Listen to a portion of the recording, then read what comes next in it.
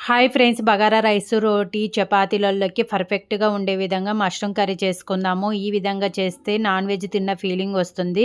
So, first మష్రూమ్స్‌ని వాటర్‌లో వేసి బాగా వాష్ చేసుకోవాలి. 2 టైమ్స్ వాష్ చేసి పైనున్న లేయర్ తీసేసి చిన్న పీసెస్‌లా కట్ చేసుకొని పక్కన పెట్టేసుకుందాము. కడాయిలో ఆయిల్ వేసుకొని ఆయిల్ వేడైన తర్వాత స్పైసెస్ వేసుకోవాలి.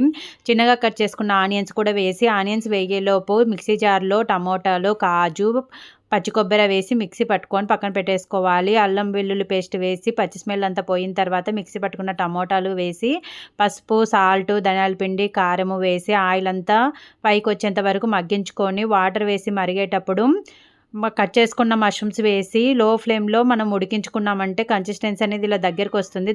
ఈ టైంలో గరం మసాలా, కొత్తిమీర వేసుకుంటే మష్రూమ్ కర్రీ అనేది రెడీ అయిపోతుంది. మీకు ఈ వీడియో నచ్చినట్టయితే లైక్ చేసి మీ ఫ్రెండ్స్ అండ్ ఫ్యామిలీ మెంబర్స్కి షేర్ చేయండి. అదేవిధంగా మన ఛానల్ని సబ్స్క్రైబ్ చేసుకోండి. Thank you for watching friends.